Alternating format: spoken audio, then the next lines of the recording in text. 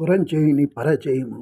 యుద్ధం చేయడానికి వచ్చిన పురంజయుని చూచి దండెత్తి వచ్చిన ప్రభువులంతా కోపంతో అనేక రకాల ఆయుధాలతో యుద్ధం చేశారు. ఇరుపక్కల సైన్యాలు ఘోరంగా యుద్ధం చేస్తున్నారు. పరాక్రమశాలి అయిన కాంబోజరాజు కావలసిన ధనుర్బాణాలు తీసుకుని రథం మీద వచ్చి పురంజయుని ఎదుర్కొని బాణాల వర్షం కురిపించాడు. వాని ఛత్రదండాన్ని పడగొట్టి ఉత్సాహంతో పురంజయుని బాణాలతో బాధిస్తూ అతని బావులను నొప్పించాడు. రథస్వాలు నాశనం చేశాడు. పురంజయుడు తన మీద వేసిన బాణాలు గురుచుకోగా వాటిని తీసి నీ బాణాలు నీకే ఇస్తా తీసుకో అంటూ తిరిగి పురంజయుడి మీద ప్రయోగించాడు. చూసిన వాళ్ళకు భయం కలిగే విధంగా ఘోర యుద్ధం జరిగింది. చేతులు పోయి మెడలు తెగి కాలు విరిగి చూసిన వాళ్ళకు భయం కలిగించే కల్పాలు, తొండాలు తెగిన ఏనుగులు, తోకలు తెగిన గుర్రాలు, చాలా బీభత్సంగా రణరంగం తయారైంది. ఆకాశంలో విమానం నుంచి చూస్తున్న విద్యాధర కిన్నరాతులు చాలా ఆశ్చర్యపడ్డారు.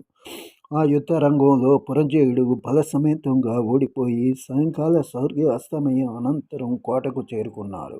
తన పట్నం శత్రువులతో నిండి ఉన్నందుకు పురంజయుడు మిక్కిలి బాధపడుచుండగా అతని పురోహితుడు అయిన సుశీలుడు, రాజా, నీ పట్నాన్ని కాపాడుకోవడానికి శత్రుసేనను సంహరించడానికి శ్రీమన్నారాయణ్ణి సేవించు. కార్తీక పౌర్ణమి సకల కార్యసిద్ధి సిద్ధిస్తుంది. కృత్తిక నక్షత్రయుక్త పౌర్ణమి యందు